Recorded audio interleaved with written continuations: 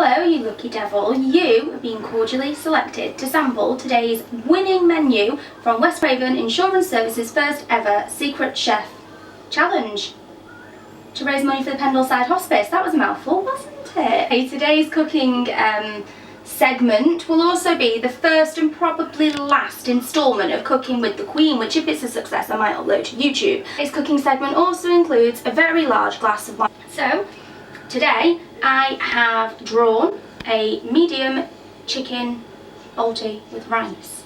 Nearly forgot then, that wouldn't have been very good, would it? As you can see here, we've got some beautiful ingredients.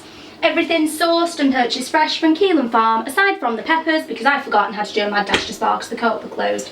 Behind me is the recipe. Let me just point out, that recipe is used for picture reference only. I do not follow recipes. I know that my cooking is far more superior than any of the chefs out there at the minute. They do not call me the Queen for nothing. Okay. There is ever so slightly more pressure on cooking. A, when you're cooking, when you don't know who you're cooking for, and B, when it's being filmed. I think what we're going to do is we will start with the paste. This seems like the best way to start. And by the way, I'm not going to show you me doing everything because I highly doubt it's going to be very interesting sitting watching me chopping up your vegetables whilst you're trying to enjoy your lunch. I'm merely doing this for winning purposes, and because I couldn't find my balti bowls? Because I couldn't find the balti bowl. Yeah, I felt like the vlog really needed to make up for it because I'm now a bit concerned as to how the presentation is going to flow without a balti bowl. Either way, anyway, so we're going to put some tomato puree. Okay, tomato puree, and then some pepper, and then some curry powder. Now this does have a bit of everything in it. I got a bit lazy. This has coriander, turmeric, chilies, cumin seeds, black pepper, ginger, cassia, never heard of that one, clove, bay leaves, mace, mustard seeds, nutmeg, salt and star. Right, we've got some curry powder. We've got a little bit of ginger. That was a bit much, wasn't it? We just try again. Oh look, this is looking a bit more pasty, isn't it? I think we need a bit more though. And by the way, you will see me use every single utensil and every single pan in the kitchen. I am a very good cook, but I am not the cleanest of cooks. I use everything. I get food everywhere.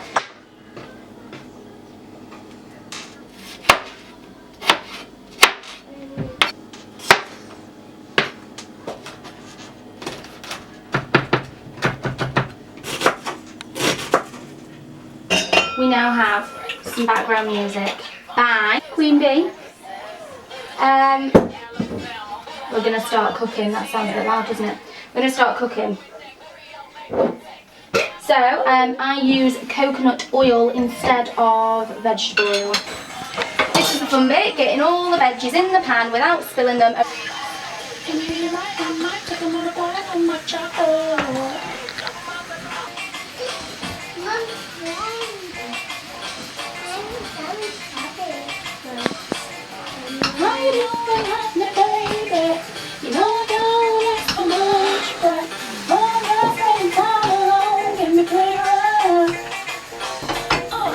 Oh shit, look at that! That doesn't normally happen when I cook, just FYI.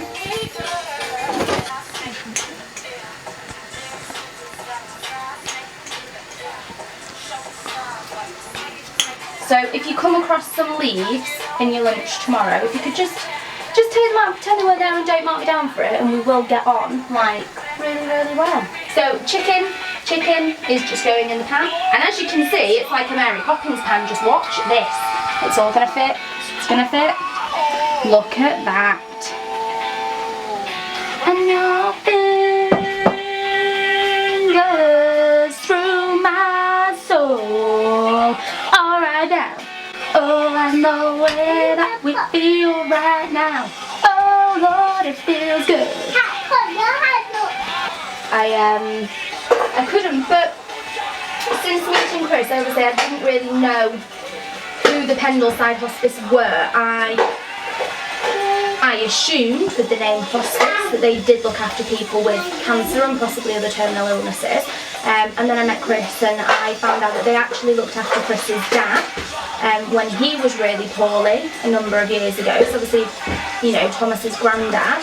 And also Chris's Uncle Harry, that I did, you know, I got the pleasure of meeting Uncle Harry. Unfortunately, I didn't ever get to meet Tommy, but I've heard such great things about him. You know, I really do feel like he is my father-in-law, even though I never met him.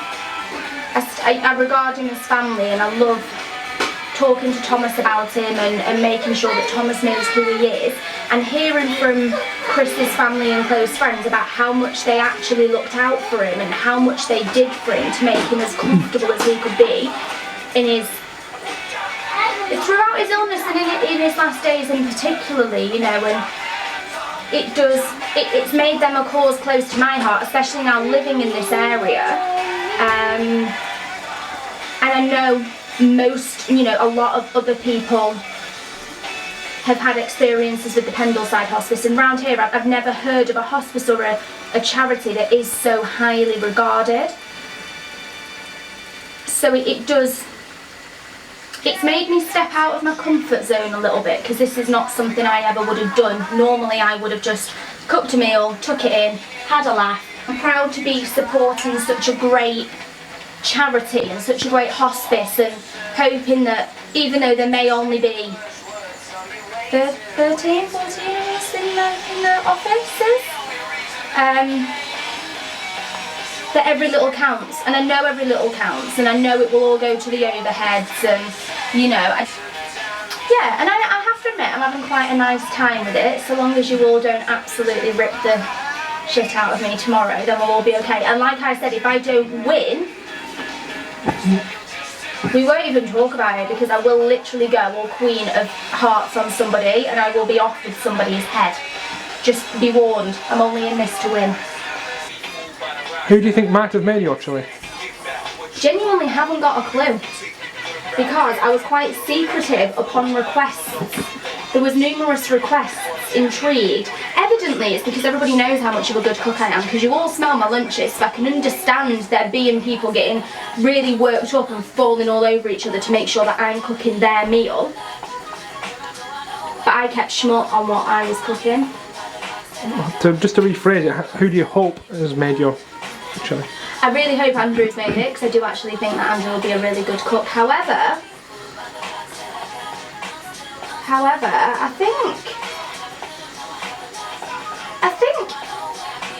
I don't think there's anybody that I wouldn't want to make it.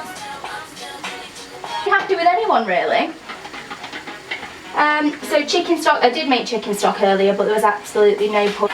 But yeah, we're gonna stop for a little bit and just let this simmer. I'm gonna cook the rice, and you know, we've got some Uncle Ben's basmati, perfect in 10 minutes.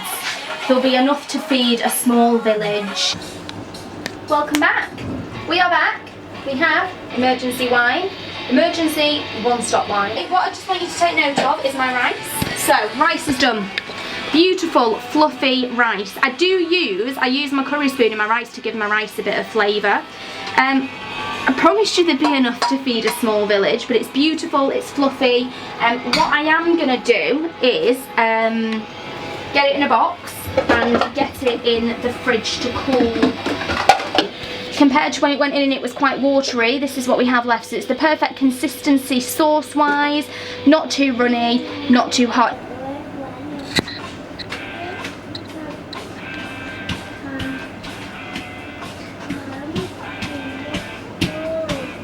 But overall, I've really enjoyed the experience. I have enjoyed cooking the food as I always do, but more so I've enjoyed doing the vlog. It is something that I never normally would have done, never in a million years would I have ever thought I'd have done a vlog. Happy Sunday everyone!